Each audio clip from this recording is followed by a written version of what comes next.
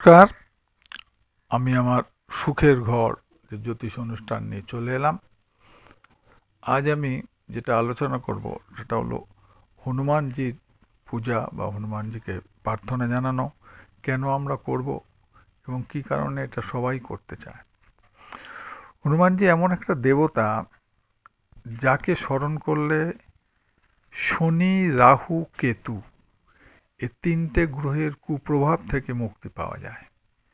হনুমানজির কাছে এরা বচন দিয়েছিলেন যে যারা হনুমানজির পুজো করবে বা হনুমানজির সাধক হবে তাদের আমরা কোনো ক্ষতি করতে পারবো না বা ক্ষতি করব না।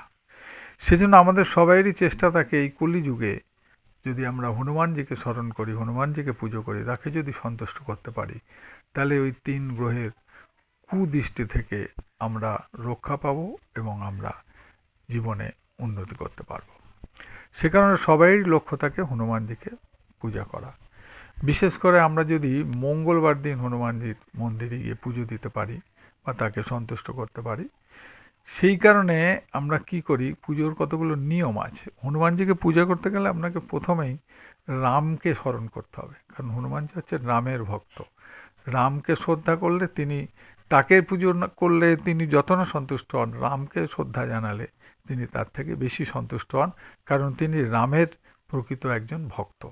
সেজন্য যখনই হনুমানজির মন্ত্র পাঠ করবেন, রামকে স্মরণ করবেন। ওই জন্য অনেকে হনুমান চল্লিশা পাঠ করেন, দেখবেন হনুমান চল্লিশা পাঠ করলে অনেক বিপদ আপদ থেকে আমরা রক্ষা পাই, আমরা জীবনে উন্নতি করতে পারি।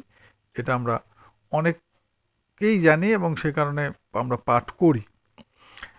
এবং হনুমানজির পুজো করার সময় আপনি চেষ্টা করবেন অনেকে লাড্ডু দিতে, দুর্বার মালা দিতে, তুলসীর মালা দিতে, ফুলের মালা তো দেবেনই, তার সাথে সাথে অনেকে ওই যে সিঁদুরটা দেন, হ্যাঁ, সেই সিঁদুরটাও দেন। কিন্তু মনে রাখবেন কোনো মহিলা, হ্যাঁ, হনুমানজিকে স্পর্শ করবেন না, ওটা ব্রাহ্মণকে দিয়ে দেয়াবেন বা অস্পর্শিতভাবে যদি দিতে পারেন ভালো হয়। সিঁদুর তো ওরম দেওয়া যায় না, মালা টালাগুলো, কারণ হনুমানজি ছিলেন উম, একজন ব্রহ্মচারী। অনেকের মতে এটা সবাইয়ের মত না, অনেকের মতে যে হনুমানজি পুজো করার সময় মহিলার যেন ওনাকে স্পর্শ না করেন। যাই হোক, এখন যে নিয়মই থাক, যে যেটা বিশ্বাস করেন, তবে এইগুলো দিলে উনি সন্তুষ্ট হন। এখন হনুমান চল্লিশা পাঠ করা তো সবার পক্ষে সম্ভব না, অত সময় কোথায়, মানুষের এখনকার দিনের যে জটিল যুগ। সেজন্য অনেকেই হনুমানজির 12টা নাম স্মরণ করেন। ওই 12টা নাম যে স্মরণ করতে পারেন, তার তাকে বলা হচ্ছে, আমি নামটা একটা শ্লোকের মাধ্যমে বলা রয়েছে, এই শ্লোকটা আমি বলে দেবো আপনাদের, সেটা রেকর্ড করে নেবেন বা রেখে দেবেন। ওই শ্লোকটা পাঠ করে যদি কোনো কাজে যান, কোনো শুভ কাজে যান বা কোনো প্রয়োজনীয় কাজে যাচ্ছেন, বেড়াতে যাচ্ছেন, বিপদে পড়েছেন, ওই শ্লোকটা আপনি যদি স্মরণ করেন, তাহলে অনেক ক্ষেত্রেই আপনি বিপদ থেকে মুক্ত হবেন। হ্যাঁ, এখন বলা হচ্ছে যে আপনার সেই শ্লোকের মধ্যে 12টা নাম লুকিয়ে আছে, যেমন অঞ্জনী পুত্র, বায়ুপুত্র, মহাবল, রামের সখা, সীতাশোক বিনাশকারী, লক্ষণ প্রাণদাতাচ, লক্ষণের প্রাণদানকারী। এই নামগুলো যারা পাঠ করে তাকে স্মরণ করেন, তাদের ভয়ং নাস্তি কদাচন, তাদের কখনো ভয় হয় না। রাজোদ্ধারে গহ্বরেচ ভয়ং নাস্তি কদাচন। এবং কোনো পাপভ্রষ্ট হলে, রাজোদ্ধারে বলতে এখানে তখনকার দিনে হচ্ছে রাজোদ্ধার ছিল, এখন ধরুন আপনি কোর্ট কাছারি অফিস যেখানেই যান সেটাই আপনার রাজোদ্ধার।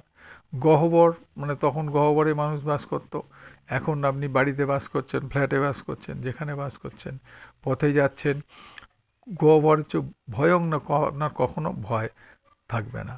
আপনার যদি শাপগ্রস্ত হন, তাও আপনার সেই ভয়টা মুক্ত পাবেন। আমি সেই শ্লোকটা বলে দিচ্ছি। হনুমাঞ্জন শোনো, বায়ুপুত্র মহাবল, রামেশ্চ ফাল্গুন সখ, প্রিয়ঙ্গাক্ষ মিত বিক্রমা, উদধীক্রমণশ্চৈব সীতা শোক বিনাশন, লক্ষ্মণ প্রাণদাতা চ দশগ্রীভশ্চ দর্পঃ, এবং দ্বাদশ নামানি কাপিদ্ধসৎ মহাত্মন, শাবকালে প্রবোধৈচ যাত্রাকালে চ য পঠেৎ, তস্য সর্বভয়ং নাস্তি, রণে চ বিজয়ী ভবেৎ, রাজোদ্ধারে গহ্বরে চ ভয়ং নাস্তি কদাচন। অর্থাৎ এই শ্লোকটা পাঠ করলে আপনি রণেচও বিজয়ী হবে, যুদ্ধক্ষেত্রে এখানে যুদ্ধক্ষেত্র মানে আমরা জীবন যুদ্ধ, সেই জীবন যুদ্ধে বিজয়ী হবেন। রাজোদ্ধার গহ্বর এবং আপনি যাত্রাকাল যেখানেই যান সেখানেই আপনি সফল হবেন এবং আপনি বিজয়ী হবেন। নমস্কার, ভালো থাকুন, সুস্থ থাকুন।